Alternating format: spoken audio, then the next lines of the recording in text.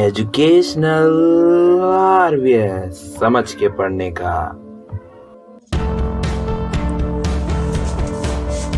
Hello friends, welcome to our YouTube channel educational RVS. तो आज हम करने वाले हैं एक नई सीरीज का बहुत बढ़िया शुभारंभ। नाम है इसका फिजिक्स व्हाट। यहाँ क्या मिलेगा? यहाँ मिलेगा one short video lectures of every chapter, every topic. ठीक है। और एक बहुत मेन बात, यहाँ हम आईआईटी जेईई नीट उधर की बात बिल्कुल नहीं करेंगे। We are fully focused on boards. ठीक है। इधर की जो भी 15-20 वीडियोस होंगी उधर हमारा पूरा फोकस होगा कि बोर्ड को कैसे क्रैक करना है। ठीक है। 11th बोर्ड का कैसे हमें फुल सॉल्यूशन चाहिए। ठीक है। आईआईटी जेईई नीट के लिए दोबारा से अलग वन शॉट डाल दूंगा, डोंट वरी। बट हाँ, इधर ये भी नहीं है कि बिल्कुल भी आईआईटी जेईई का ना हो, एक दो चीज मिल जाएंगी। 11th में से भी थोड़ा बहुत तो आता ही है यार। ठीक है। तो आज हम पढ़ने वाले हैं काइनेमेटिक्स चैप्टर। काइनेमेटिक्स के अंदर कौन कौन से चैप्टर्स आते हैं? Motion in straight line, straight line motion पहला चैप्टर। आई थिंक आपकी एनसीईआरटी का 3rd चैप्टर है। 4th chapter that is plane में मोशन, मोशन इन प्लेन। ये 2 चैप्टर आते हैं काइनेमेटिक्स चैप्टर के अंदर। काइनेमेटिक्स बैटिंग करने लगा है और आपको चाहिए बॉलिंग करने के लिए कुछ चीजों पर कमांड। तो वो चीजें क्या हैं, क्या क्या हमें आना चाहिए काइनेमेटिक्स के लिए? उन चीजों की आज हम डिस्कस करने वाले हैं। आई थिंक आपको डिफरेंशिएशन और इंटीग्रेशन थोड़ा सा बहुत आता होगा, वैसे मैंने वीडियो नहीं डाला। ठीक है। फिर भी आता होगा, बता दूंगा। चलो इसी के अंदर बता दूंगा थोड़ा सा। चलिए तो शुरू करते हैं विद काइनेमेटिक्स की बैटिंग को बोल्ड करने के लिए आपके पास है आखिरी बॉल और इसने आपकी 5 बॉलों पर मारे हैं छक्के और अब आपको इसे बोल्ड करना है। और बोल्ड करने के लिए आपको आनी चाहिए कुछ टॉपिक्स पर कमांड, ज्यादा नहीं, बस कुछ टॉपिक्स आने चाहिए। उनमें से जो पहला चैप्टर मैं लूंगा, यानी कि पहला टॉपिक लूंगा, वो मैं खुद काइनेमेटिक्स लूंगा। ठीक है। थोड़ा सा काइनेमेटिक्स आना चाहिए। काइनेमेटिक्स के अंदर क्या क्या? एक्सीलरेशन, वेलोसिटी, डिस्टेंस, है ना, डिस्प्लेसमेंट वगैरह वगैरह। ठीक है। यूनिफॉर्म एक्सीलरेटेड मोशन, रिटार्डेशन वगैरह वगैरह आना चाहिए काइनेमेटिक्स। अच्छा, दूसरी चीज वेक्टर। नाम तो सुना ही होगा हमारा। हाँ, यानी कि इसके अंदर क्या क्या? इसके अंदर आना चाहिए वेक्टर लॉ ऑफ एडिशन, या फिर वेक्टर एडिशन है, दैट्स आल्सो इनफ।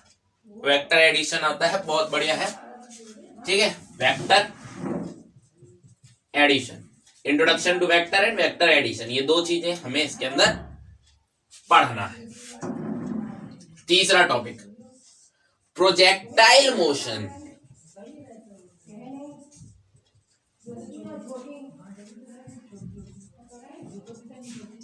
ठीक है, बताऊंगा ये भी क्या होता है। और इधर आप ये भी लिख लो, मोशन अंडर ग्रेविटी, बहुत बढ़िया टॉपिक है ये। मोशन अंडर जी, मोशन अंडर, एक सवाल बन सकता है भाई इसमें से, लगभग 4 से 5 नंबर का आता होगा। प्रोजेक्टाइल मोशन के अंदर आपको क्या क्या आना चाहिए गाइस? प्रोजेक्टाइल मोशन के अंदर हमको आना चाहिए सबसे पहली चीज h यानी मैक्सिमम हाइट, और आपको r यानी रेंज और टाइम के फॉर्मूलाज आने चाहिए। उसका फुल डेरिवेशन आना चाहिए, उसे कैसे यूज करना है वो चीज आनी चाहिए। ठीक है। और थोड़ा सा इंट्रोडक्शन तो आना चाहिए भैया, इंट्रोडक्शन तो सबका ही लेना पड़ेगा ना। ठीक है। प्रोजेक्टाइल के अंदर अगर आप इन 3 चीजों को भी कर लेते हो, इंक्लाइंड प्रोजेक्टाइल नहीं करना हमें। ठीक है। उधर वैसे कुछ होता नहीं, बस एक एंगल प्लस हो जाता है या फिर माइनस हो जाता है। डाउन द इंक्लाइंड मारे तो माइनस होता है, अप द इंक्लाइंड मारे तो एंगल प्लस होता है। वो चीज मैंने करके दिया है। प्रोजेक्टाइल का पूरा एक वन शॉट वीडियो था, बट यहाँ पर प्रोजेक्टाइल इसके अंदर वन शॉट है, तो समझ सकते हो कितना बड़ा वीडियो भी हो सकता है ये। काइनेमेटिक्स बता दिया, वेक्टर बता दिया, प्रोजेक्टाइल मोशन, और एक बचता है दोस्त सर्कुलर। ठीक है। सर्कुलर मोशन, सर्कुलर मोशन में हमको केवल काइनेमेटिक्स पढ़ना है, सर्कुलर काइनेमेटिक्स। ठीक है। डायनामिक्स नहीं पढ़ना, डायनामिक्स अगले वन शॉट में आएगा, आगे आने वाले वन शॉट्स में आएगा। ठीक है। तो काइनेमेटिक्स की चिंता ना करें, सॉरी डायनामिक्स की चिंता ना करें अभी, तो चलिए चालू करें काइनेमेटिक्स। ऊपर ऊपर चैप्टर का मैंने बता दिया आपको कि क्या क्या है इसके अंदर, ठीक है। तो अभी मैं आपको काइनेमेटिक्स के इंट्रोडक्शन से शुरुआत करूंगा, उसके बाद काइनेमेटिक्स लूंगा जिसके अंदर ए वी एस और ग्राफ्स। एक चीज रहेगी दोस्त, ग्राफ्स इधर लिख लेना, है ना, सारी चीज नहीं बता सकता मैं। हाँ,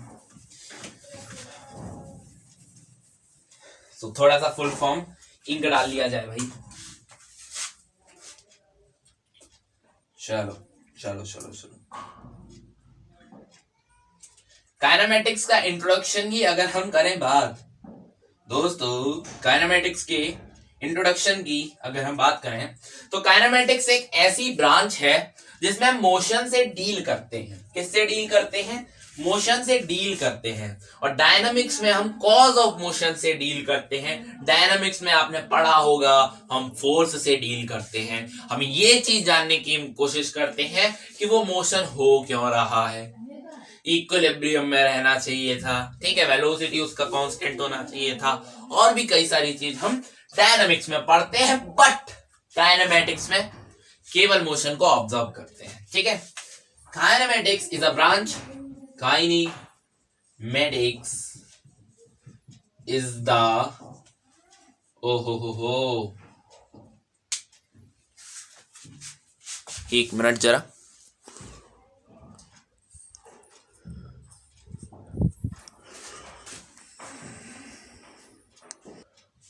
ओके, सो वंस मोर। हाँ, थोड़ा सा मैंने ब्रेक लिया, एक एक्सीडेंट हो गया मेरे साथ, यहीं पर खड़े खड़े गाड़ी टक्कर मार गई मेरे को। हाँ, तो काइनेमेटिक्स क्या है? एक ब्रांच है मैकेनिक्स की, ब्रांच ऑफ मैकेनिक्स।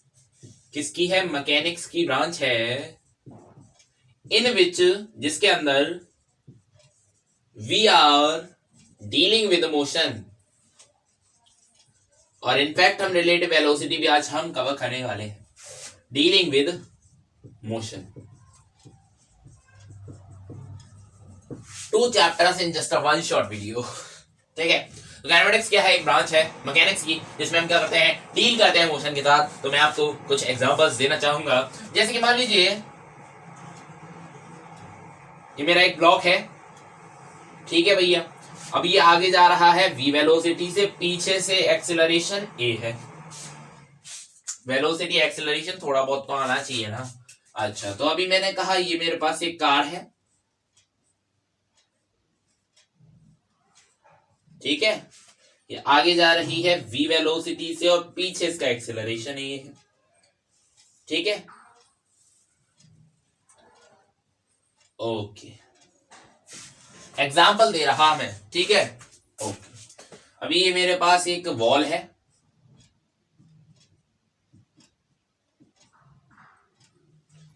अरे यार मैं कह रहा हूं वैसे ही बन जा, ठीक है। ये मेरे पास एक वॉल है, एक 80 किलो का आदमी है, इस पर क्या लगा रहा है? फोर्स लगा रहा है। तो ये वॉल हिल क्यों नहीं रहा? उसका रीजन क्या है? ठीक है, मोशन क्यों नहीं हो रहा है इसके अंदर?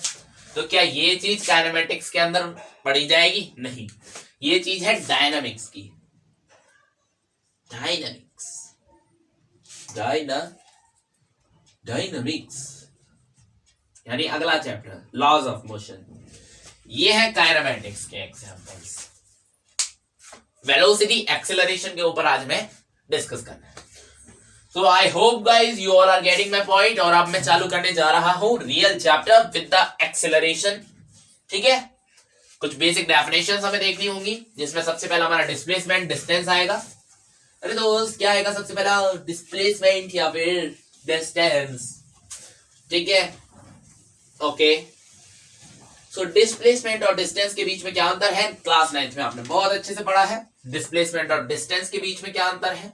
अच्छा, ऐसे कि मैं खड़ा हूं यहां पर ए पोजीशन पर, आप खड़े हो बी पोजीशन पर, ठीक है, ओके।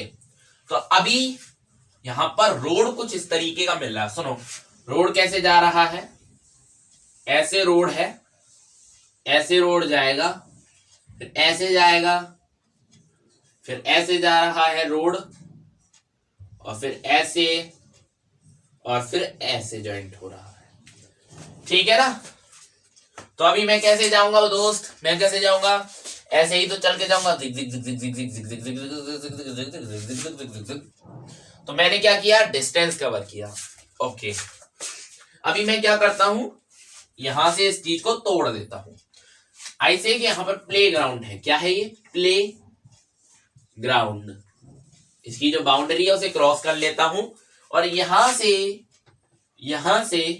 मैं जो हूं ना सीधा यहां पर पहुंच जाता हूं बी पर। यहां से मैं ट्रेवल करता हुआ आपके पास बी पॉइंट पर पहुंच रहा हूं। तो ये जो थी वो डिस्टेंस कवर्ड थी, ये जो है वो डिस्प्लेसमेंट है।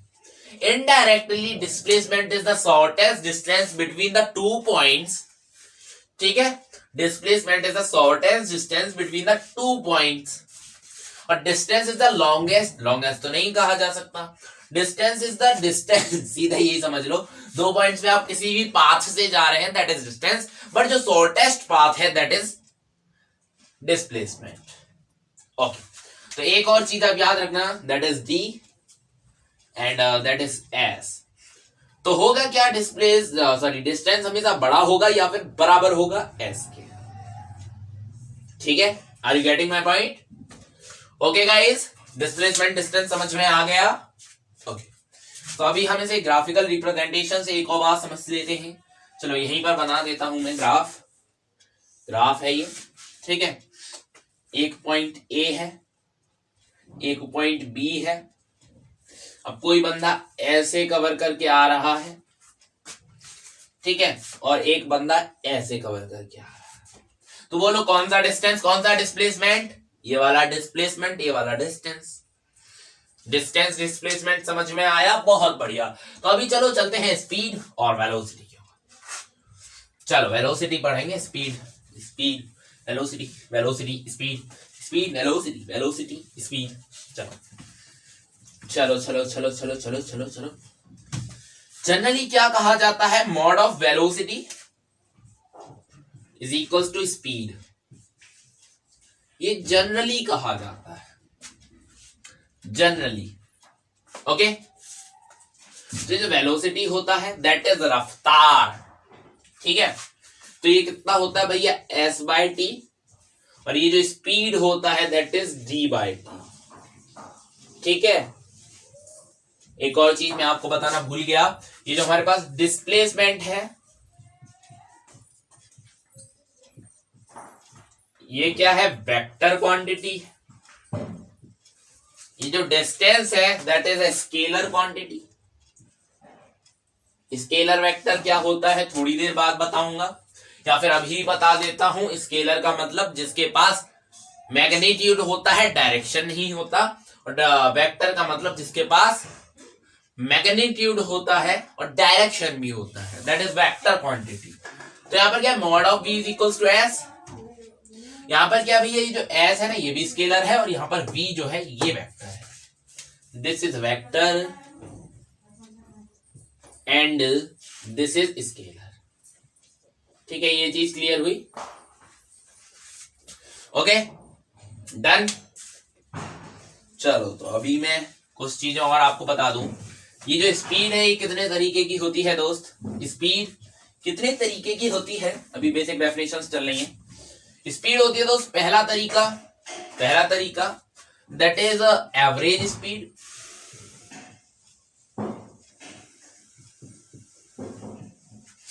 In general terms, we can say that v is equals to s minus s naught divided by t, or we can say that v is equals to delta s by delta t।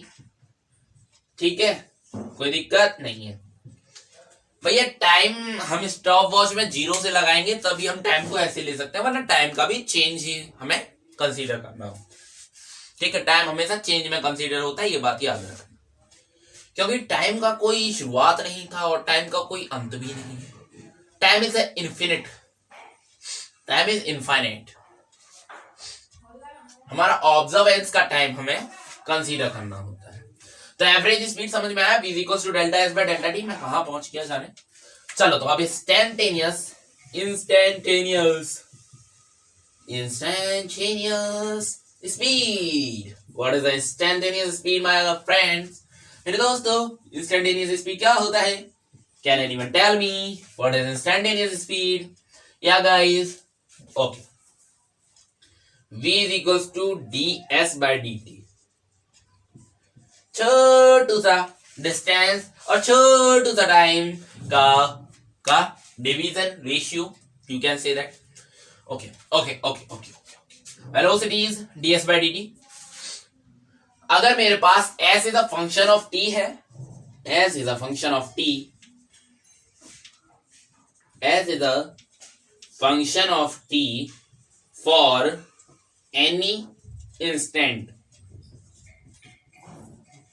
क्या है दोस्त? s is a function of t for any instant. तो मैं velocity क्या लिखूंगा? ऐसे कि मेरे पास s is a function of t है फॉर किसी भी इंस्टेंट, यानी कि s is a function of t को आप ऐसे समझ सकते हो कि s is equals to 4t the square. ठीक है, चलो यहां पर मैं 4 की बजाय xt द स्क्वायर कह रहा हूं या फिर xt ही कह रहा हूं। तो ये कैसे सॉल्व होगा, ये डिफरेंशिएट कैसे होगा, बात यहां पर अटक जाती है। ओके, सो मैं इसे लिख देता हूं। ओके, मैं इसे लिख रहा हूं xt बाय dt, ऐसे ही लिखूंगा। फिर मैं क्या करूंगा, इसका डिफरेंशिएशन करूंगा। डिफरेंशिएशन में मेरे को क्या करना है, इसकी जो पावर है उसे आगे लाना है, और एक पावर माइनस कर देनी है। तो इसकी पावर 1 है तो मैं उसे आगे लाऊंगा तो पावर हो जाएगी x। v is equals to x, velocity is x। नहीं आया डिफरेंशिएशन? जिन्हें आता है वो स्किप कर सकते हैं इस पार्ट को। v is equals to xt। ठीक है, मैंने क्या किया, t की जो पावर थी मान लो 1 थी, ऊपर 1 ही होगी।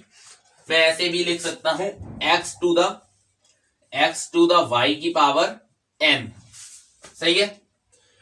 ठीक है, अगर मैं कहूं something like l is equals to dx by dt dy, तो x to the y to the power n is equals to x to the y to the power n divided by dy is equals to nx y to the power minus 1। Are you getting my point guys? ठीक है, ये differential का क्या है, formula आप कह सकते हो, you can say that is formula. तो ये चीज समझ में आया, एवरेज स्पीड, इंस्टेंटेनियस स्पीड, थोड़ा सा डिफरेंशिएशन का टर्म।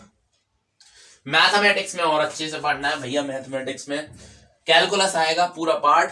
सो नाउ कहां गया हमारा erasing part?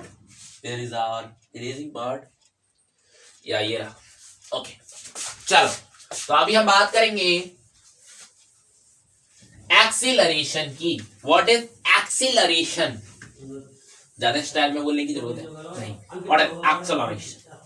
What is acceleration? Acceleration acceleration is velocity by time। ठीक है, acceleration is oppose the motion। Friction है क्या? नहीं। ठीक है, तो acceleration is equals to velocity बटा टाइम। ठीक है, और ऐसे delta v by delta t, ये हो गया average acceleration. You can say that it is the average acceleration. ठीक है, तो एक और होगा इंस्टेंटेनियस।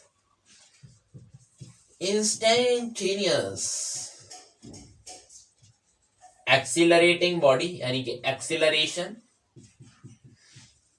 इसके बारे में कुछ टर्म्स में आपको बताऊंगा, अभी रुक जाओ। A is equals to dv by dt।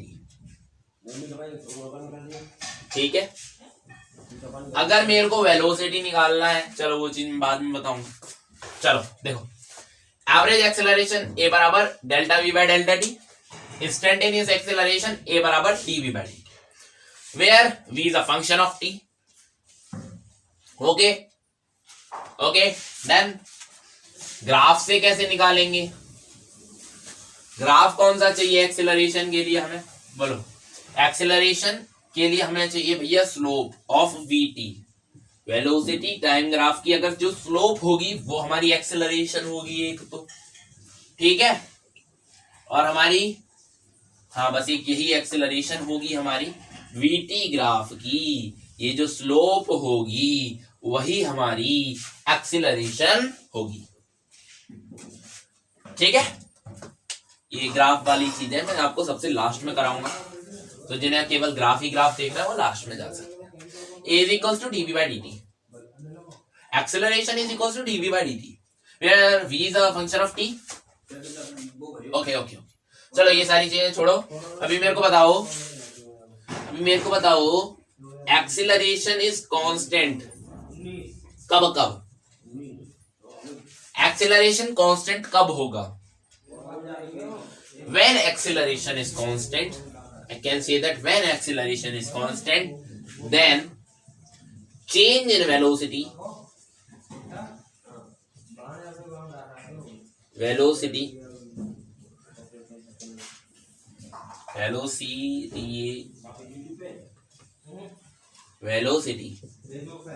is constant. What? Constant, ठीक है।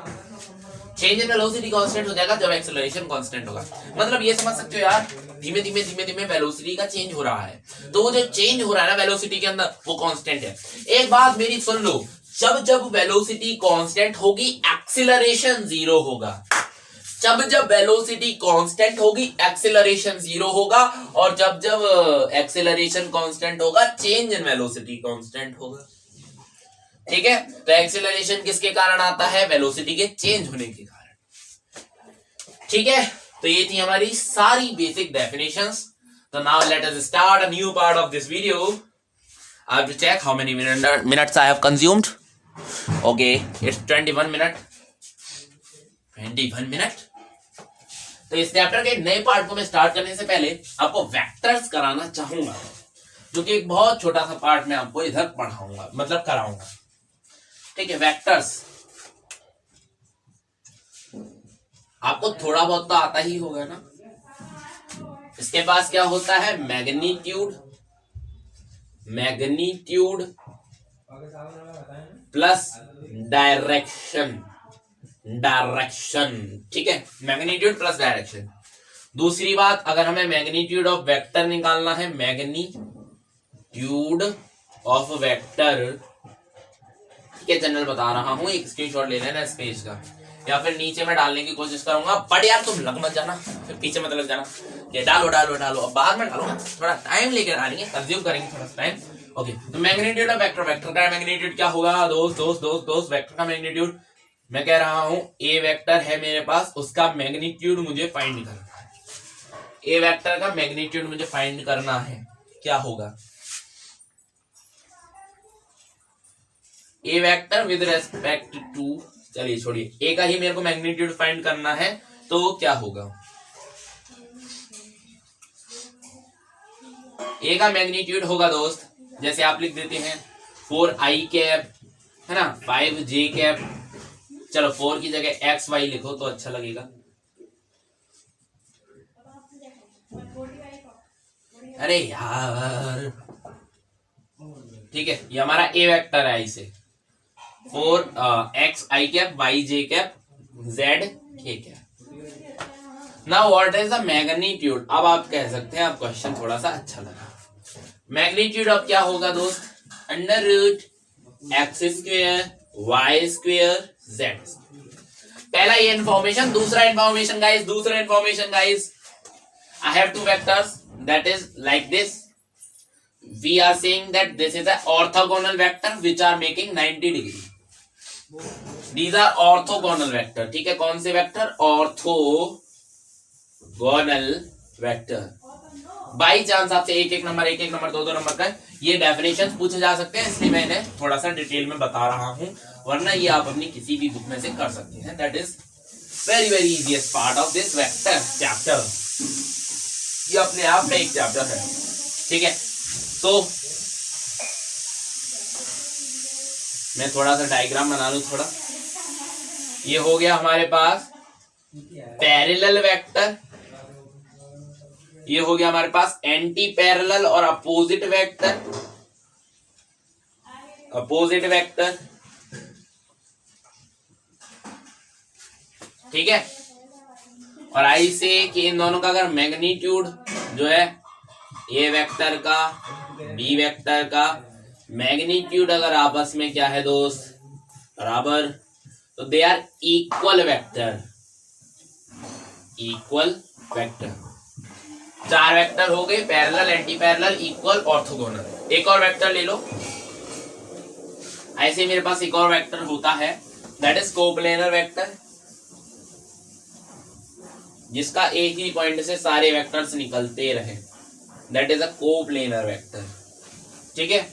यहां लिख रहा हूं कोप्लेनर वेक्टर। तो अगर आपसे एग्जाम में क्वेश्चन आता है तो आप आसानी से इसे खत्म कर सकते हैं। Now let's move on the next topic, next topic, next topic, next topic, next topic is next topic, not next topic. What are you saying obvious here? It's next topic, next topic. Okay, so vector addition, you can say vector addition.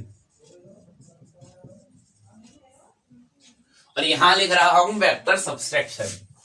कुछ अंतर नहीं होता, छोटा सा अंतर होता है दोस्त, सब्सट्रैक्शन। मैं लॉस पर नहीं जाऊंगा, पैरेललोग्राम लॉ, ट्रायंगल लॉ, है ना, पॉलीगॉन लॉ, वो सारी चीज मैं नहीं करूंगा। मैं आपको बस जनरल सा एक इंफॉर्मेशन देना चाहूंगा। मैं आपको एक जनरल सा इंफॉर्मेशन देना चाहेगा, वो मैं कहेगा, वो मैं आपसे कहे के रहेगा कि वेक्टर एडिशन में ऐसे ये हमारा ए वेक्टर प्लस बी वेक्टर, ये क्या होता है? ये होता है ए स्क्वेयर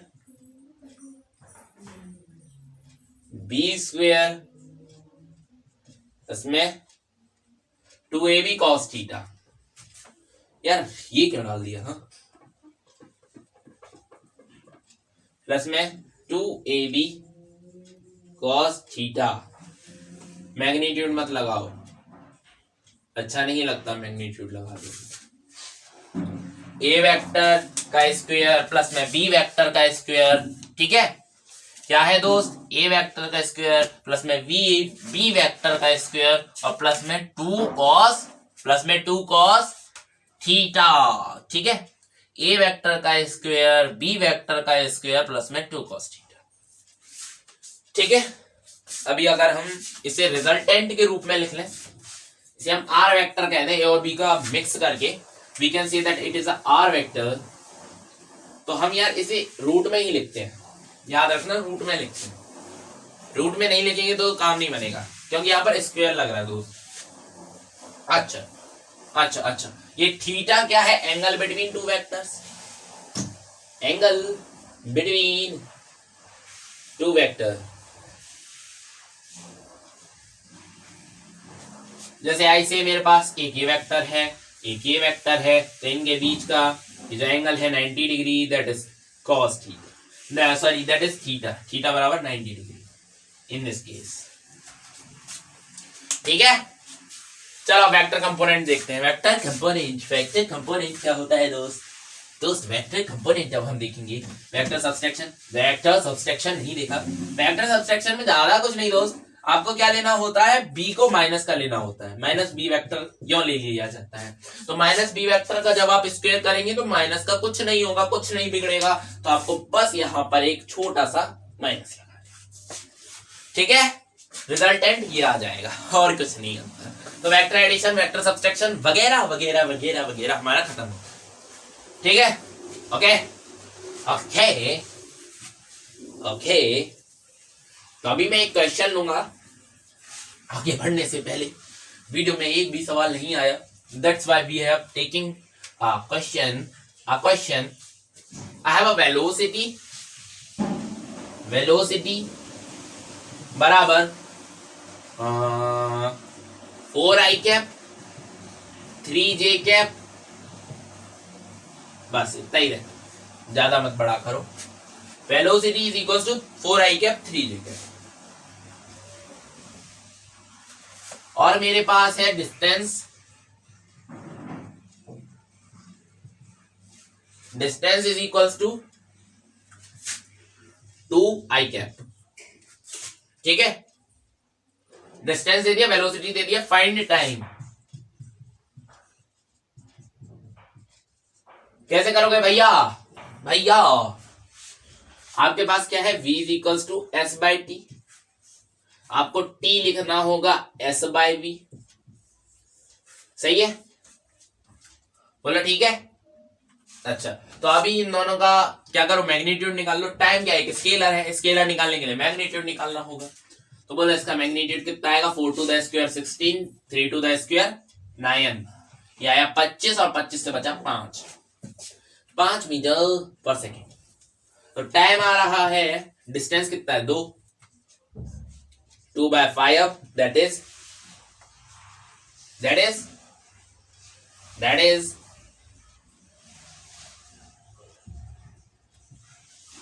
0.4। ठीक है, 0.4 आ गया आपका सेकेंड में टाइम। ओके, तो ये तो सिंपल सा क्वेश्चन हो गया। अब मेरे को एक हार्ड सा क्वेश्चन करना है ताकि थोड़ा सा वेक्टर और मेरे को आ जाए। तो भैया मैं क्वेश्चन नंबर 2 लूंगा और कहूंगा कि ये मेरे पास एक वेक्टर, ये मेरे पास एक vector. No guys, no, it's not fair guys, it's not fair guys, it's not fair. I have vector like this and this is the theta which is equals to I say 270 degree. तो 270 का ऐसा थोड़ी बनेगा, 270 का ऐसा नहीं बनता, ऐसा बनेगा। ठीक है, ये 270 डिग्री थीटा हो गया, थीटा बराबर 270 degree. Indirectly we can say that a theta is equals to 180 plus में 90 डिग्री। बोलो सही है, theta is equals to 180 plus में 90 degree and cos theta is equals to theta। जब हमारे पास 180 plus theta है तो हमारे पास क्या आ जाएगा, यहां पर मैं लिख सकता हूं cos 180 plus theta। बोलो प्लस आएगा नेगेटिव आएगा, sin cos 10 sin cos 10 after school to college, after school to college। सही है, cos में जा रहा मतलब पॉजिटिव आएगा, cos theta, cos theta, cos 180 plus theta is equals to cos theta. ठीक है, ओके। तो मतलब यहां पर कितना आ गया, ये cos थीटा, cos थीटा आ गया cos 90 डिग्री। हमें क्या फाइंड करना है, रिजल्टेंट वेक्टर फॉर फाइंडिंग। यार इसे मैं ए वेक्टर कह ले रहा, इसे मैं बी वेक्टर कह ले रहा। cos 90 डिग्री कितना होता है, cos 90 डिग्री कितना होता है, cos 90 डिग्री, cos 90 डिग्री मुझे लगता है 1 होता है। हाँ, cos 90 डिग्री 1 होता है। तो भाई मैं 1 डालूंगा इधर और ये आ जाएगा मेरे पास, resultant vector is equals to under root A square plus में पी स्क्वायर। ठीक है, ओके। अभी आप ए की जगह कुछ वैल्यू डालोगे लिख जाएगा, बी की जगह डालोगे लिख जाएगा। ठीक है, ठीक है, ठीक है, ठीक है, ठीक है, ठीक है, ठीक ठीक ठीक, ओके डन। चलो तो अभी आगे चलते हैं, आगे अपन लोग चलेंगे आगे। 180 प्लस 90 क्या है, माइनस आएगा, माइनस। एक मिनट जरा, 180 में प्लस हो रहा है 90, मतलब इधर से चल के ऐसे जा रहा, 10 माइनस आना चाहिए, -1। और आपको क्या देना है, 2ab cos 90। दोस्तों cos 90 इज इक्वल टू -1, तो आ गया ये -2ab, पीछे और लगेगा। ठीक है, cos 90 is equal to cos 180 plus theta में ये आ गया -1 minus cos 90, you can say that. ठीक है, तो एक तरीके से वेक्टर सब्सट्रैक्शन हो रहा है, -2ab आ रहा है। 1 है, 0 नहीं है। 0 होता तो वो मल्टीप्लाई होके 0 हो जाता। cos 0 में वो 0 होता है, sin 90 0 होता है। हाँ, sin 90 0 होता है। चलो तो अभी ये चीज क्लियर हुई। चलो गाइस, अभी हम आगे चलते हैं और वेक्टर को यहीं पर समाप्त करते हैं। कंपोनेंट और देख लेते हैं थोड़ा सा। कंपोनेंट ऑफ वेक्टर बहुत ज्यादा important topic. I have a vector which just horizontal degree 60। अब मेरे को इसके दो कंपोनेंट निकलेंगे। एक जो एंगल के साथ वाली साइड है उसका जो कंपोनेंट आएगा वो आएगा, मैं कह लेता हूं ए वेक्टर है, ए वेक्टर cos 60। 420 में 480 में देख लेना अगर नहीं दिख रहा तो वीडियो को। और ये आ जाएगा भैया ए वेक्टर sin 60। अच्छा, इसी का रेसिप्रोकल में ले रहा।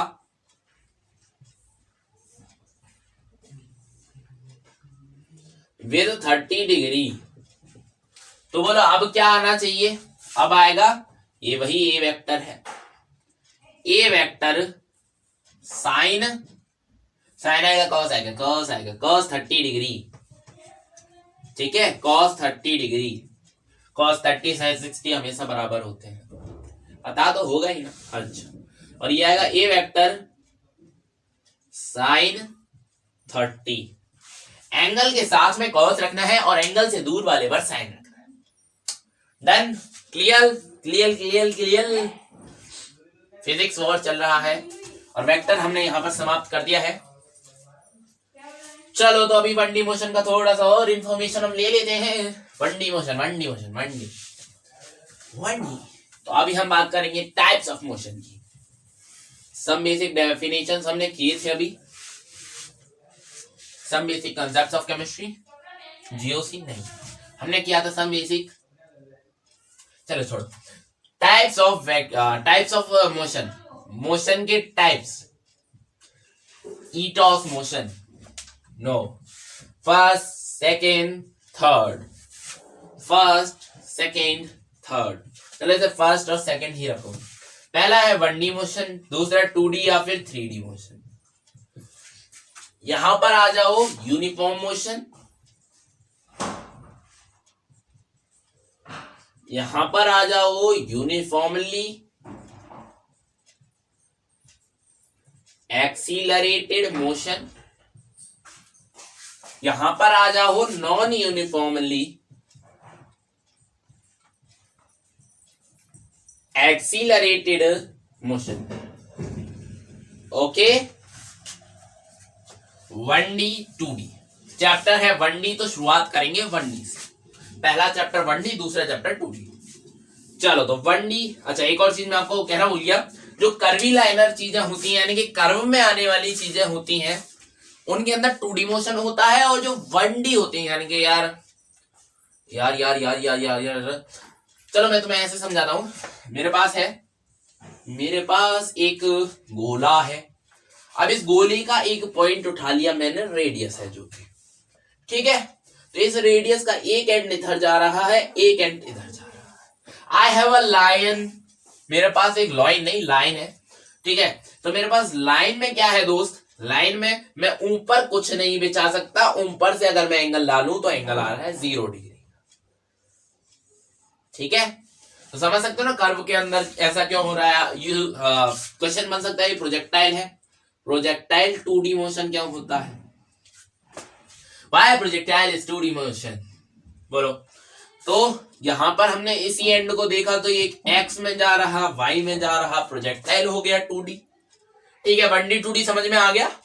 1D 2D 1G 2D समझ में आ गई। चलो तो अभी हम बात करते हैं uniform 1D motion. Uniform 1D motion, इन दोनों का कॉम्बिनेशन सिग। तो इधर क्या है? वेलोसिटी 0। टर्म्स याद रखना, टर्म्स एंड कंडीशंस को याद रखना दोस्त। Velocity is equals to 0। Velocity 0 not constant, हाँ। और एक्सीलरेशन इज इक्वल्स टू 0, ठीक है। 1D यूनिफॉर्म मोशन क्या है, वेलोसिटी कांस्टेंट, एक्सेलरेशन 0। यही है 2D के लिए भी same velocity constant, acceleration 0।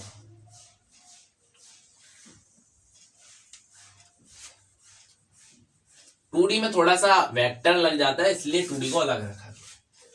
1D uniformly accelerated motion, इसमें क्या है कि जो एक्सिलरेशन है कांस्टेंट होता है, वेलोसिटी नॉट इक्वल्स टू 0। इसे आप 2D के लिए भी कह सकते हैं। And for non accelerated motion acceleration is not equals to constant, acceleration is changing, acceleration is variable, and that's why velocity is also variable.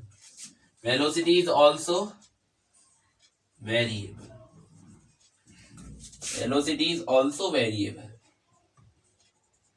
ठीक है, एक फोटो ले लो इसका, ये चेक कैप्चर कर लो अपने कैमरा में इस सबको। ठीक है, ये चीज समझ में आ गया। टाइप्स ऑफ मोशन यहाँ पे मैंने पूरा डेराइव करके दिखा दिया आपको। तो यूनिफॉर्म एक्सेलरेटेड मोशन के बहुत सारे क्वेश्चंस पूछे जाते हैं। ठीक है, तो अभी उनके बारे में हम डिटेल बात करेंगे। ये ऊपर से मैंने आपको बताया, बस इतना ही है काइनेमेटिक्स का 2D 3D। ठीक है इतना ही है काइनेमेटिक्स 2D 3D। तो प्रोजेक्टाइल हमें पढ़ना होगा, सर्कुलर पढ़ना होगा, काइनेमेटिक्स इन 2D और 3D के लिए। ठीक है, हमें 2D में ज्यादा बात करनी होती है, 3D में बात नहीं करनी होती। 3D सर्फेसेस क्या होते हैं, क्यूब को ले लो, क्यूब का एक एज उठा के देखो, एक ऊपर जाता है, एक इस साइड में, एक इस साइड में, 3 हो गए, 3D हो गया। अच्छा चलो दोस्तों, तो अभी मैं इसे इरेज कर रहा दोस्तों।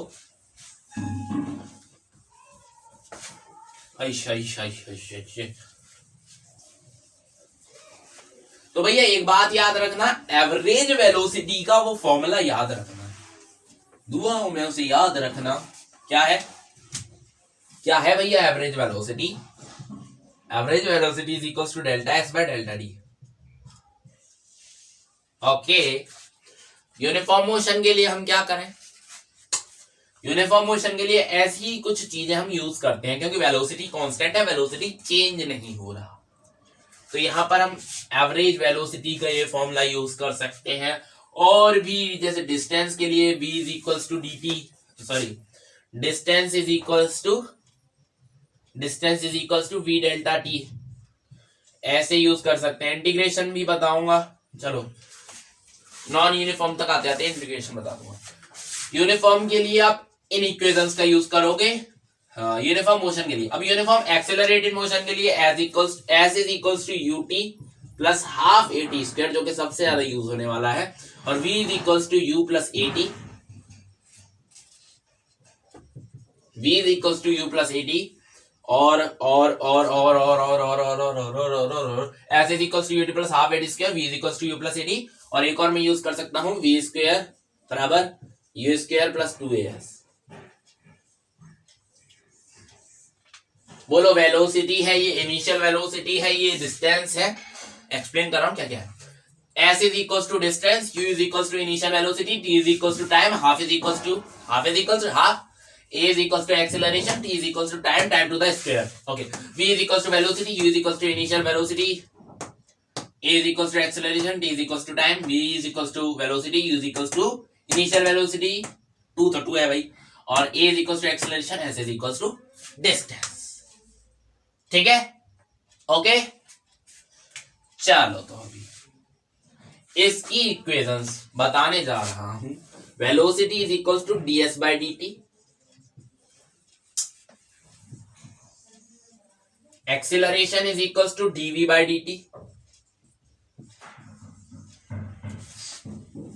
एक और वेलोसिटी के लिए velocity is equals to integration of a dt। Integration के लिए हमारे पास acceleration is a function of time. ठीक है, तो उसके लिए हमारे पास क्या होना चाहिए? I can say that m x की पावर n x की पावर y, सही है? नहीं, n t to the power y, या फिर कह लो x t to the power y। इसे इंटीग्रेट करना, ये कैसे इंटीग्रेट होगा? तो इसे कहा जाएगा, ये जो y है ना, y में 1 प्लस कर दो। क्या करोगे, यहीं पर करके दिखा रहा हूं, y में क्या करोगे, 1 प्लस कर दोगे और अपॉन में रख दोगे y प्लस। हो गया इंटीग्रेशन। ठीक है, तो आपके लिए एक होमवर्क है। आप क्या करेंगे दोस्त, आप जितनी भी ये वाली इक्वेशंस हैं इन्हें डिफरेंशिएशन इंटीग्रेशन से अपने आप लाके देखेंगे। तो मैं आपको एक फॉर्मूला बताया v इज इक्वल्स टू ये वाला, एक और मैं फॉर्मूला बताना चाहता हूं आपको, हाँ, s is equals to v dt। अभी एक और फॉर्मूला बच रहा है दोस्तों, एक और फॉर्मूला अभी यहां पर मेरे पास बच रहा है।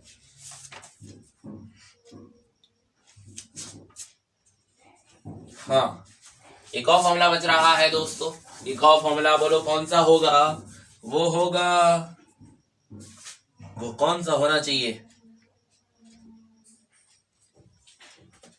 हम क्या करेंगे, यहां पर हमारे पास dv बाई dt है, तो हम क्या करेंगे, इधर मल्टीप्लाई करेंगे दोनों तरफ। मैं इधर प्रूफ करके दिखा दूं भाई, इसका स्क्रीनशॉट ले लो पहले तो यार, ले लिया। अच्छा चलो मैं इधर प्रूफ करके दिखाता हूं उसे। इतने सारे फॉर्मूला आपके सामने मैंने रख दिया, यही है पूरे काइनेमेटिक्स का overshot formula sheet, you can say that. चलो यहां पर देखो, dv बाई dt है, dv by dt,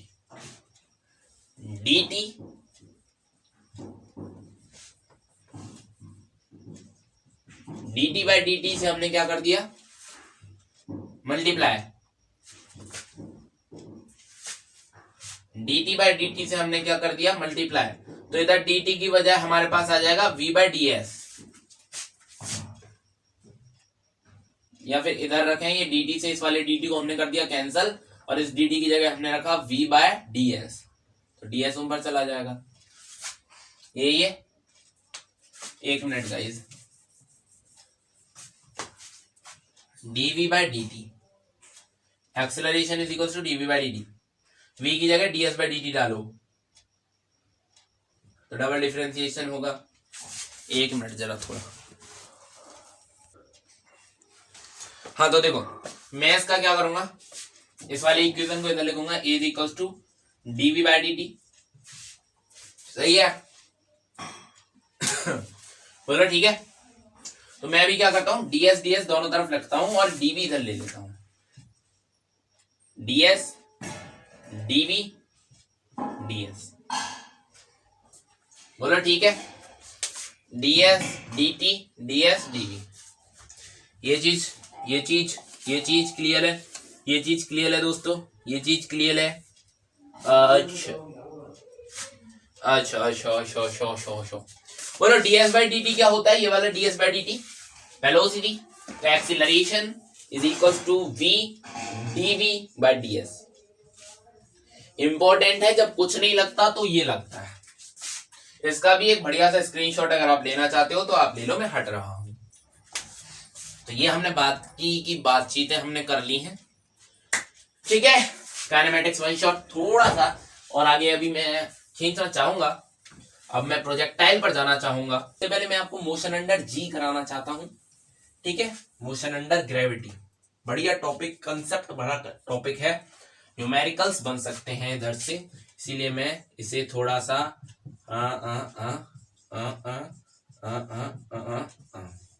assertion reasoning के क्वेश्चंस इसमें से बहुत ज्यादा बनते हैं, ठीक है। एक बार देख लेना 3-4 असर्शन रीजंस क्या क्या होता है, कैसे कैसे दिए होते हैं, ठीक है। ओके, फ्री फॉल कंडीशन है, फ्री फॉल। फ्री फॉल में क्या होता है, u0 होता है, v0 नहीं होता, u0 होता है, इनिशियल स्पीड 0 फ्री फॉल में। जैसे हमारे पास एक हाइट है 150 मीटर की, मैंने यहां से हाथ आगे निकाला और एक बॉल छोड़ दिया, ठीक है। बॉल छोड़ दिया कुछ ऐसे करके, मैंने यूं करके नहीं फेंका, कोई स्पीड नहीं दी उसे, नॉर्मल यूं करके, जैसे ये है यूं पकड़ के यूं छोड़ दिया, सिंपल। ये पकड़ा, ये मैंने पकड़ा और ये मैंने छोड़ा, तो नीचे जाएगा। अच्छा, तो अभी इसने क्या किया, मोशन करना चालू किया टुवर्ड द ग्राउंड, ठीक है। अब ये गिरना चाहता है ग्राउंड की तरफ, तो इसका जी क्या होगा, सॉरी इसका जो एक्सेलरेशन होगा वो जी होगा। अब वो नीचे की तरफ आ रहा है तो जी कैसा लिया जाए, पॉजिटिव, ठीक है। पॉजिटिव किधर लेते हैं, पॉजिटिव उधर लेते हैं जहां पर मोशन कर रहा हो कोई भी बॉडी। ये नहीं है कि आप हमेशा along the x axis positive लें, जहां पर कोई भी बॉडी मोशन कर रहा है उस जगह को अगर आप पॉजिटिव लेंगे तो यहां पर जी आएगा आपका पॉजिटिव। कैसा आएगा दोस्त, पॉजिटिव। 150 मीटर के ऊपर से उसने ऐसे करके पकड़ के छोड़ दिया। ओके, तो अभी इसमें से जितने भी फॉर्मूलाज होते हैं आई एम राइटिंग हियर, ठीक है, I am going to writing here v is equal to √2gh। पहला फॉर्मूला कैसे आया, क्यों आया, क्या हुआ, वो चीज बताता हूं मैं आपको। होता क्या है, v² is equal to u² plus 2as, यही होता है ना। ओके, v² का तो v² रहने दो, u² u की जगह 0 आएगा, 2 a की जगह g, s की जगह h।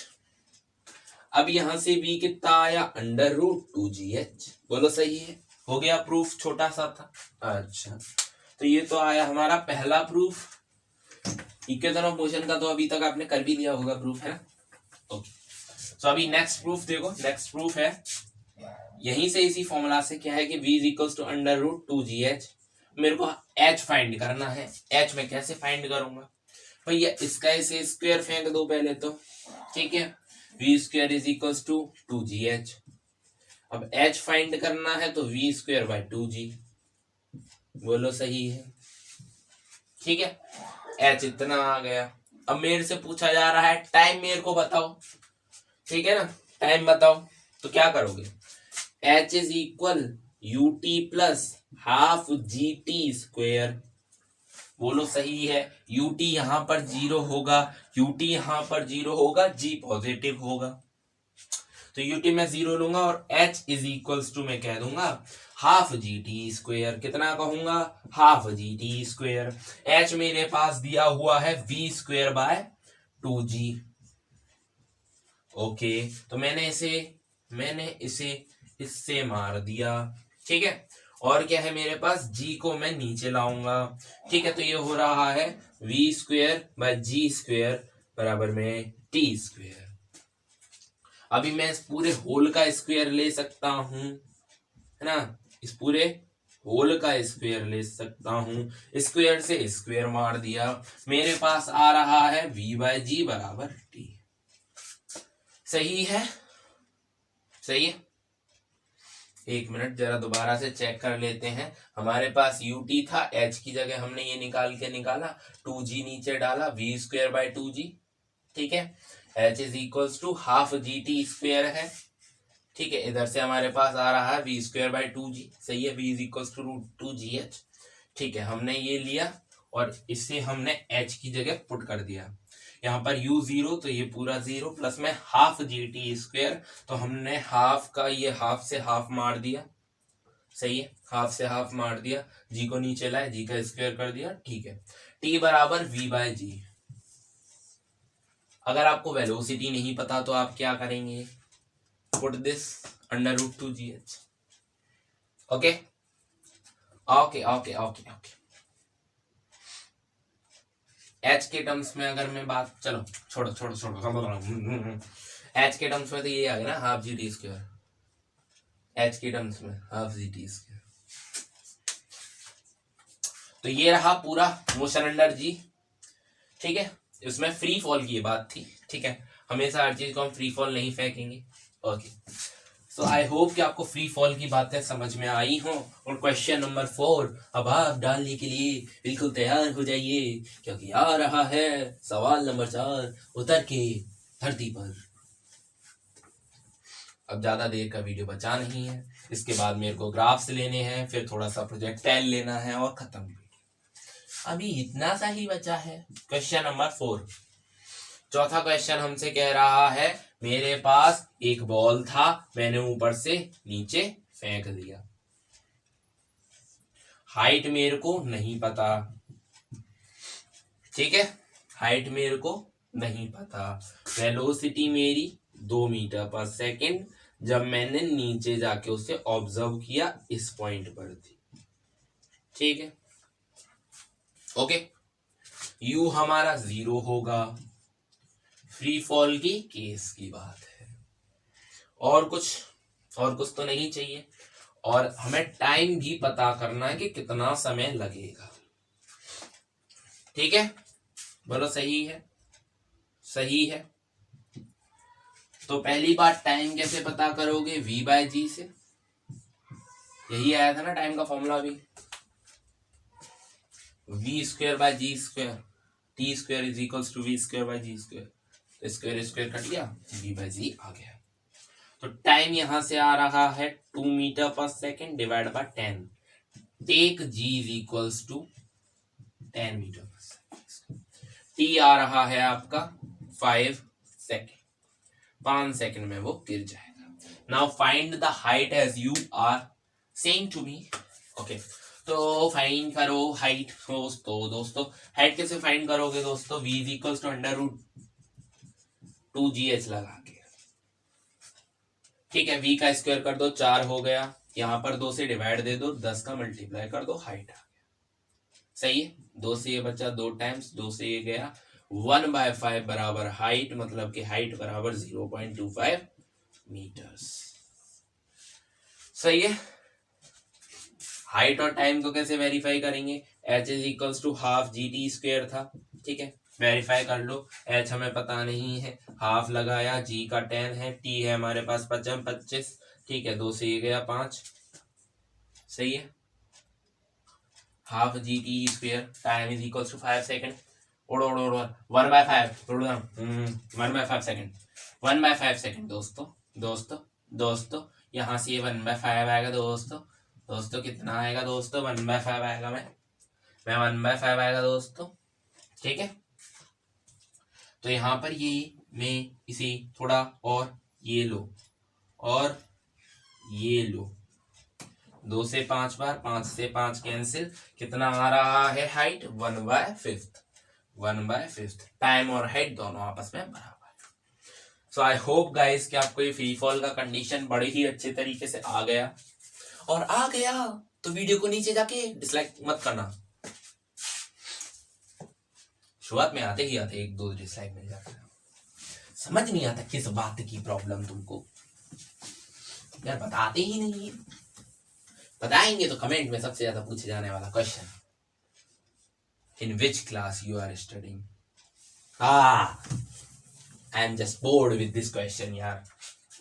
चलो तो अभी मैं नया सवाल पूछने वाला हूं, नहीं अब सवाल नहीं पूछते, अब सीधा करते हैं, टाइम ज्यादा जाएगा वरना, ग्राफ्स पर आ जाओ, VT/ST, अरे यार वेलोसिटी, डिस्टेंस टाइम ग्राफ, और एक और ग्राफ होता है एक्सेलरेशन टाइम ग्राफ। अच्छा, तो VT ग्राफ की मैं आपको खासियत बता दूं, VT ग्राफ की जो स्लोप होती है वो कुछ नहीं होती, ठीक है, तो इसका स्लोप नहीं होता है क्या कुछ, देखो मैं यहां पर करके दिखा रहा, क्या है मेरे पास, वेलोसिटी का फॉर्मूला डिस्टेंस अपॉन टाइम, ठीक है, तो मैं टाइम को इधर फेंक दूंगा तो VT is equals to S आ जाएगा, जी हाँ, स्लोप इसका कुछ नहीं होता। अगर मैं बात करूं इसके एरिया की तो वो होता है S, ठीक है, या आपको एक शॉर्ट जगह पर लिख लेना चाहिए। ST की अगर मैं बात करूं, ST ग्राफ की, तो आई एम सेइंग गाइज कि इसका जो स्लोप होता है गाइज, इसका जो स्लोप होता है दैट इज वेलोसिटी, ठीक है guys, okay. Acceleration time graph का जो acceleration by time, velocity, A/T is equals to velocity, है V/T is equals to acceleration, है ना, at is equal to velocity, यानी कि इसका जो एरिया होता है दैट इज वेलोसिटी। यही तीन चीजों की हमें मेनली बात करनी है गाइस, यही तीन चीजें आपको आनी चाहिए। और ये 1 मार्क का क्वेश्चन भी आपका बन सकता है, क्योंकि हम IIT लेवल की बात नहीं कर रहे, इसलिए 4 नंबर का सवाल नहीं बनेगा। ठीक है, अब चलो ग्राफ्स की बात करते हैं। फर्स्ट कंडीशन है फ्री फॉल। गाइस तो फ्री फॉल के लिए मेरे पास VT ग्राफ में लेना चाहूंगा। हाँ, एक और चीज, VT का जो स्लोप होता है दैट इज एक्सेलरेशन। VT का स्लोप कुछ होता है, मैंने कहा था कुछ नहीं होता, यहाँ पर इसका जो स्लोप है दैट इज एक्सीलरेशन गाइस, क्योंकि V/T is equal to acceleration guys. सही है। इसका area velocity AT is equal to, देखो acceleration is equal to velocity by time और AT is equal to velocity, that is why we are saying that area of AT graph is velocity. ऐसे ही V वाले graph का भी हमने किया था। ओके चलो, तो अभी मैं यहाँ पर फ्री फॉल के केस में कई सारी चीजें बात करूंगा, इन्हीं चीजों को ध्यान रखते हुए। VT ग्राफ में ले रहा, इधर में वेलोसिटी कह रहा, इधर में टाइम नॉट टेम्परेचर। ठीक है, तो फ्री फॉल में मेरे पास क्या कंडीशन है गाइस, देखो स्लोप मेरे को एक्सेलरेशन है, तो मेरे पास फ्री फॉल में एक्सेलरेशन कांस्टेंट होता है। एक्सेलरेशन कांस्टेंट होता है तो स्लोप कैसा जाएगा, स्लोप जाएगा कुछ ऐसा। ठीक है, स्ट्रेट लाइन सा।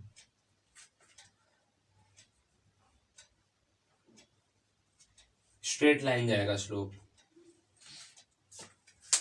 कुछ वेलोसिटी से चालू हुआ और कुछ वेलोसिटी तक गया, that is the slope. Okay, so ये हो गया आपका VT ग्राफ। अभी गाइस ये जो ग्राफ है that is AT graph. AT graph का एरिया V होता है, यानी वेलोसिटी। तो यहाँ वेलोसिटी कुछ डिफाइन नहीं होता, बट हमारे पास क्या है, ये जो एक्सेलरेशन है वो कांस्टेंट रहेगा टाइम के चलते चलते, और वो कांस्टेंट होगा 9.8। ज्यादातर नीचे की तरफ लेते हैं क्योंकि नेगेटिव 9.8 होगा। ये दो चीज है। तीसरा ST ग्राफ। ST ग्राफ कुछ ऐसा बनता है। क्यों बनता है, क्योंकि नीचे की तरफ जाते जाते वेलोसिटी डिक्रीज कर रहा है। स्लोप है ना वेलोसिटी, नीचे जब आप जाओगे ऊपर से आओगे, देखो ऊपर से आपने कोई भी चीज फेंका तो ऊपर थोड़ी सी वेलोसिटी तेज हुई, फिर नीचे आने पर थोड़ी सी डिक्रीज होगी, वही चीज है ST ग्राफ। ये थे फ्री फॉल के ग्राफ्स, ये थे फ्री फॉल के ग्राफ्स, ये थे फ्री फॉल के ग्राफ। ओके, ये थे फ्री फॉल्स के graph. Okay okay okay okay, आप इन्हें ऊपर भी बना सकते हैं, कोई ऐसी दिक्कत नहीं है। अभी मैं बात करूं यूनिफॉर्म मोशन की, जिसमें वेलोसिटी कैसा होता है, कांस्टेंट। वेलोसिटी कैसा होता है, कांस्टेंट। यूनिफॉर्म मोशन, बोलो ठीक है। यूनिफॉर्म मोशन की हमें बात करनी, यहाँ पर मेरे पास गाइज, यहाँ पर मेरे पास कई सारे गाइजेस हैं। ठीक है, यहाँ पर मेरे पास कई सारे ग्राफ्स हैं, जिसमें मेरा पहला VT ग्राफ हो गया, ये ST ग्राफ हो गया, ये AT ग्राफ हो गया। ठीक है guys, VT ST AT graph. ST का स्लोप वेलोसिटी है, तो भाई ये हम कुछ ऐसा बना देते हैं, कांस्टेंट रहेगा, 0 से चालू होके ऊपर बढ़ता रहेगा। आप नीचे वाला ये जो अभी आपने बनाया था उसमें ऐसा भी बना सकते हैं, क्योंकि वो फ्री फॉल के हिसाब से तो ठीक नहीं लगा मेरे को, आप उसे ऐसा भी बना सकते हैं, क्योंकि नीचे की तरफ आते आते वेलोसिटी डिक्रीज होता है, ऐसा कहा जाता है। ठीक है, वेलोसिटी डिक्रीज होता है, that's why we are making like this. ठीक है, इसीलिए आपने ऊपर से यहाँ क्या हो रहा है, वेलोसिटी इंक्रीज होता जा रहा है, इसीलिए मैंने ऐसा कहा। VT के लिए मेरे को अब कंडीशन सोचनी है। VT के लिए एक्सेलरेशन कितना है, 0। V/T is equal to acceleration, slope acceleration होता है, तो यहाँ पर ये ग्राफ आएगा कुछ ऐसा, इसकी कुछ स्लोप ही नहीं रहेगा, इसका कोई एंगल ही नहीं रहेगा। AT ग्राफ, ये वाला ग्राफ, एरिया वेलोसिटी होगा, एरिया वेलोसिटी होगा, और एक्सीलरेशन 0 है, ठीक है। एक्सीलरेशन 0 रहेगा पूरे टाइम पीरियड तक, समझो। नहीं, इसका थोड़ा सा ऊपर डालेंगे क्योंकि वेलोसिटी कुछ है भैया, कांस्टेंट रह रहा है वेलोसिटी, इसका थोड़ा सा ऊपर डालेंगे, इसे डालेंगे नीचे, क्योंकि इधर ना कांस्टेंट तो रह ही रहा है एक्सीलरेशन, बट एक्सीलरेशन 0 होगा। सो आई थिंक कि आपको ये थोड़े बहुत ग्राफ्स बढ़िया लगे, समझ में आया। नाउ गाइस फिजिक्स वॉर में अब हम बात करने वाले हैं, अरे यार काइनेमेटिक्स के अंदर अब हम बात करने वाले हैं प्रोजेक्टाइल मोशन की। गाइज आपने प्रोजेक्टाइल मोशन के बारे में सुना होगा गाइज आई होप गाइज आपने उसके बारे में सुना होगा गाइज। सर्कुलर मोशन हम नहीं पढ़ने वाले हैं गाइज, हम आपको पहले ही बता दें, आज की इस वीडियो में हम सर्कुलर मोशन को नहीं पढ़ने वाले। सर्कुलर के लिए एक अलग से हम वीडियो बना देंगे जिसमें हम डायनामिक्स और ये वाला मिक्स कर देंगे। ओके, तो देखो, हाँ प्रोजेक्टाइल यार, इसके अंदर ना सबसे इंपॉर्टेंट चीज जो मेरे को लगती है वो है रेंज, मैक्सिमम हाइट और टाइम पीरियड के फॉर्मूला का डेरिवेशन। इसके अंदर बहुत सारे लोग ट्रेजेक्टरी को इंपॉर्टेंट मानते हैं, but I am not taking this as a important topic. मुझे नहीं लगता, मैंने याद भी नहीं किया। चलो देखो, ओके, ये है हमारा वाई एक्सिस, ये हमारा एक्स एक्सिस। मैंने यहां से कोई प्रोजेक्टाइल फेंका, ऐसा गया। जस्ट सपोज गाइस, मैंने यहां से कोई भी ये माका फेंका, ऐसा गया, ठीक है। मैंने यहां से माका फेंका, ऐसा गया, ठीक है। मैंने वहां से माका फेंका, ऐसा आ रहा है, ऊपर से घूमता हुआ आ रहा है, दैट इज द प्रोजेक्टाइल। अबे यार तू किसी भी बॉल को फेंक रहा है यो करके, अच्छा तो कैसे जा रहा है भैया बॉल, ऐसा ही तो जा रहा है। मतलब सम एंगल से फेंकना चाहिए, एंगल होना चाहिए, कुछ एंगल होना चाहिए, और इसका कुछ यू भी होगा। भैया आप यू को 0 नहीं मान सकते, यू को 0 कर दोगे तो फ्री फॉल हो जाएगा, प्रोजेक्टाइल नहीं होगा, इसका कुछ यू होगा। सिक ऐसे हमने फेंक दिया। अब इसका रेंज देख लो, रेंज क्या होता है, that is the range of an projectile, ठीक है, that is the range of an projectile and that is the time period, time of flight कह सकते हो उसे, टाइम ऑफ फ्लाइट, मतलब पूरा टाइम कितना लगेगा वो जाके वहां तक पहुंच के आएगा। अब आता है हाइट, एक मैक्सिमम जगह होगी जहां से वेलोसिटी 0 होगा और उसके बाद वेलोसिटी गिरना चालू होगा, that is the maximum height. I hope guys you are getting my all points guys. तो अभी मैं अगला बात करूं, नहीं अभी मैं और बात करूं, हाँ ये तो आप इसे 2 रूप में यूज कर सकते हो। तो मैं सबसे पहला आपको फॉर्मूला बताना चाहूंगा। अगर एक्सीलरेशन कांस्टेंट है, जो कि यहां पर ऑलवेज रहेगा बिकॉज यहां पर जी एक्ट करता है, ठीक है गाइस, यहां पर एक्सीलरेशन कांस्टेंट रहेगा, तो आप इक्वेशंस ऑफ मोशन को यूज कर सकते हो। क्या यूज कर सकते हो? इक्वेशंस ऑफ मोशन को यूज कर सकते हो अलोंग डिफरेंट एक्सिस। नहीं आया कोई दिक्कत नहीं, मैं अभी आपको करके दिखाता हूं। एक इक्वेशन को सॉल्व, एक क्वेश्चन मैं आपको यहां पर ले रहा, कोई सा भी क्वेश्चन हो, अब नंबर भी याद नहीं रहा। मैंने क्या कहा, एक प्रोजेक्टाइल फेंका, उसका जो मोशन होता है वो हमेशा वही में होता है, ठीक है, ये बात याद रखना, एक्स में उसका सेम रहता है, वहीं से उड़ा वहीं पे गया, ठीक है। तो वाई के अंदर, वर्टिकल प्लेन के अंदर मैंने नोटिस किया कि यहां से मैंने कुछ यू स्पीड से फेंका, तो यू था मेरा 5 मीटर पर सेकेंड, ठीक है। तो पहले देख लेते हैं हमारे पास कौन कौन सी इक्वेशंस है। v is equal you plus 80, v is equal you plus 80। थोड़ा रुक जाओ, थोड़ा टाइम लो यार, ठीक है। तो मैं इस थीटा को मैं कहना चाहूंगा this theta should be is equal to 37 degree. सही है, 37 cos 37 कितना होता है बोलो? cos 37 होता है दोस्तों 4/5। sin 37 होता है दोस्तों 3/5। अब ठीक है, तो मतलब ये वाला वेलोसिटी का कंपोनेंट एक्स एक्सिस के अलोंग आ जाएगा, ठीक है, वाई एक्सिस के अलोंग आ जाएगा 3। अभी करके दिखाया था, don't worry. Okay okay okay okay, तो हमें यू पता है, हमें ये पता है, हमें फाइंड करना है, हमें फाइंड क्या करना है? हमें फाइंड करना है एस फाइंड करना है। टाइम चलो छोड़ो, कुछ नहीं इस तरफ तो भैया 0 हो जाना है, तो यहां पर तो 0 हो जाएगा।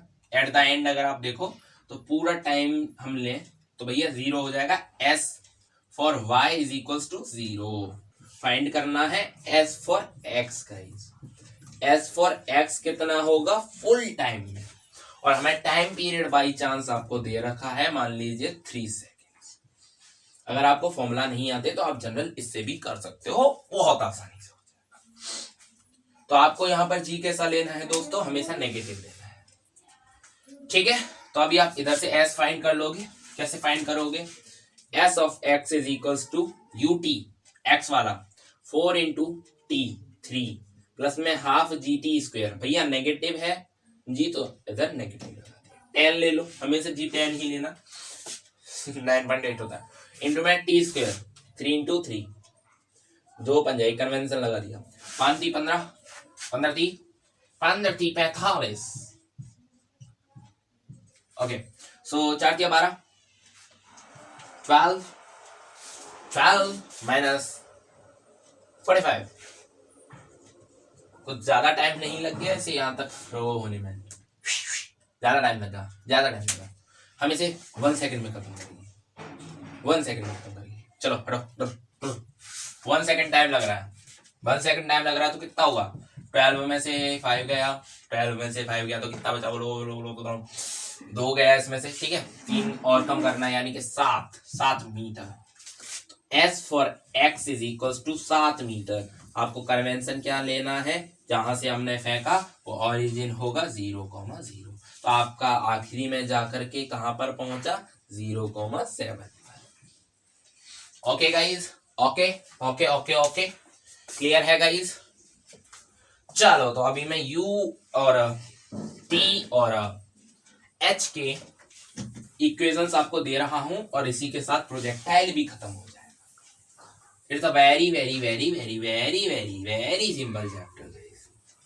चलो, तो पहले देख तो लूं, तब से मैं बोल रहा ये चल रहा वीडियो या नहीं चल रहा। या guys, it is going on. तो दोस्तों अभी मैं बोले नहीं, अभी मैं करने जा रहा H का फॉर्मूला डिराइव। H कितना होगा? That is the maximum height. तो S of Y is equal to H in this case. बोलो वेलोसिटी इस केस में 0 होना चाहिए। U हमारे पास फॉर Y एक्सिस कुछ होगा, ठीक है। U तो कुछ होगा ही, है ना, समथिंग लाइक एल्स, कुछ भी हो सकता है। U कुछ भी कर सकता है, U कुछ भी कर सकता है, ठीक है। U एनीथिंग कह लो, एनीथिंग। और इधर G ऐसा होगा भैया। G किस केस में होगा? एक पिछले सवाल में भैया, पिछले सवाल का जो आएगा वो आएगा 12 मीटर, ठीक है। फॉर एक्स एक्सिस हमने देखा G नहीं होता, for x axis G act नहीं करता दोस्तों, G एक्ट नहीं करता फॉर एक्स एक्सिस। कौन सा एक्सिस? X axis.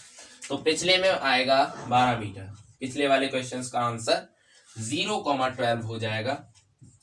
4 × 12, ठीक है, 0,12 हो जाएगा। अगर टाइम 1 ले रहे हो तो वो आएगा 0,4, ठीक है। मिस्टेक था उधर थोड़ा सा। तो यहां पर G जो एक्ट करेगा वो Y डायरेक्शन में एक्ट करेगा, जी एक्ट करेगा वाई डायरेक्शन में। एस ऑफ वाई आपको दे रखा है H, V is equal to 0, U आप कुछ भी ले सकते हैं, और जी आपको माइनस जी लेना है, ठीक है, और कुछ नहीं। S of Y is equal to U T plus half G T square. भैया माइनस लगा दो। अच्छा, तो ये आया h is equal to U into T plus sorry minus half G T square, ठीक है। तो अभी यहां से हमें टाइम ऑफ हाफ निकालना पड़ेगा, ठीक है। इसे इधर फेंक दो, यू टी, चलो ये चीज हम बाद में देखेंगे, पहले टाइम पीरियड का फॉर्मूला निकालते हैं। टाइम पीरियड का फॉर्मूला निकालने के बाद ये सारा काम आसान हो जाएगा। चलो तो पहले टाइम पीरियड निकालते हैं। टाइम पीरियड निकालने के लिए हमारे पास कौन सा इक्वेशन है, S is equal to U T plus half G T square. यहां पर जाके रुका तो एस ऑफ वाई एक्सिस 0 हो गया, that is U T is equal to half G T square, ठीक है, okay. U T is equal to half G T square. अभी मैंने टी को उधर जाके डिवाइड मारा, टी से एक टी मारा, टी बचा, तो u is equal to half G T. भैया ऐसा तो हमने कुछ पढ़ा नहीं कि g को, हाँ, t is equal to U G by 2। What are you saying guys? हाँ सॉरी, हाँ, u का ये जो कंपोनेंट है ना थीटा के साथ, देखो u का ये जो कंपोनेंट है थीटा के साथ, हम किसकी बात कर रहे हैं इधर, तो ये आएगा u sine theta, okay guys, u sine theta, formula सही था बिल्कुल। यहां पर बस एक u साइन थीटा आएगा, u का कंपोनेंट उस तरफ। तो ये आपको टाइम पीरियड का फॉर्मूला मिल गया। अभी इसका उसने आधा और करवाया था, तो इधर मल्टीप्लाई में 2 हो जाएगा। चलो तो अभी हाइट निकालते हैं। हाइट कैसे निकालेंगे गाइस? हाइट निकालने के लिए हमारे पास वही पुराना अपना एक्सप्रेशन, चलो ये वाला यूज करते हैं यार, उधर तो टाइम देना पड़ेगा। हम हाइट के लिए ये वाला एक्सप्रेशन यूज करते हैं, v square is equal to U square plus 2as। v square 0 है तो मतलब u square is equal to 2as। बोलो u तो u साइन थीटा ही लगेगा, तो हो गया u square sine square theta. s आपको दे रखा h है, अपॉन में 2g डाल दो, h आ गया। चलो हो गया ये भी सॉल्व।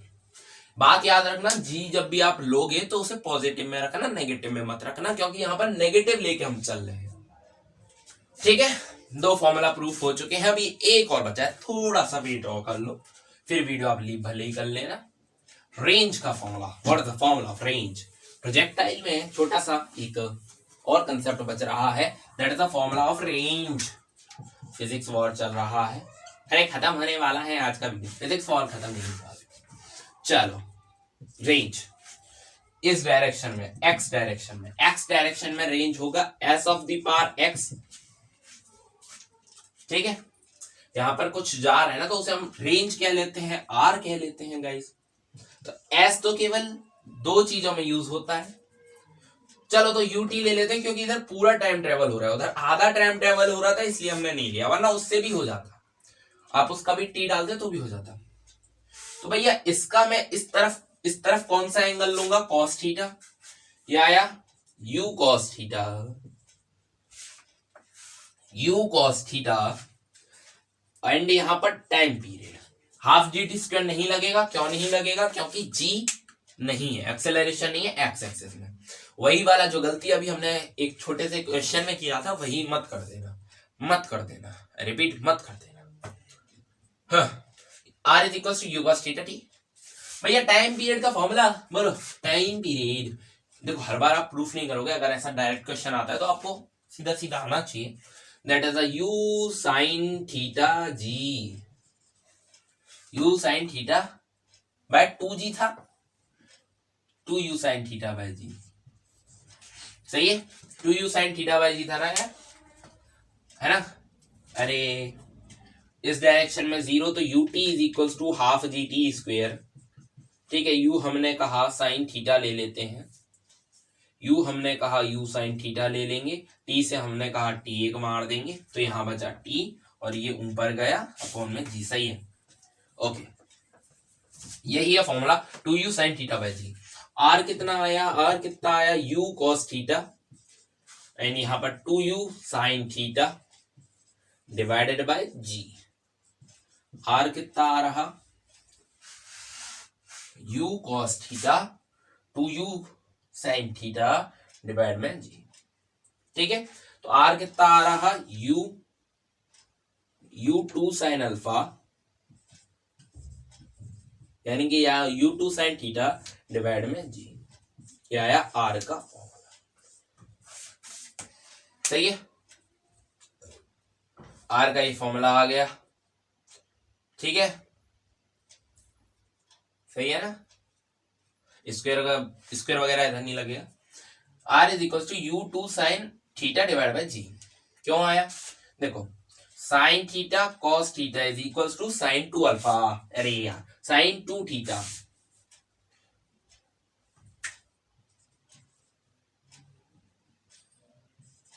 क्या cos theta sine theta 2 is equal to sine 2 theta. यार u है तो यहाँ पर u का स्क्वायर हो गया। ठीक है, तो ये आ रहा formula r is equal to U square sine 2 theta divide by g। अगर हम 45 डिग्री से फेंके तो हमें मैक्सिमम रेंज मिलेगा। याद रखना, मैक्सिमम रेंज के लिए हमारे पास एंगल होता है 45 डिग्री और रेंज आता है यू स्क्वायर बाय जी। ठीक है, और अगर हमें दो एंगल दिए हैं, दो एंगल के लिए सेम चाहिए तो उसका 90 माइनस थीटा।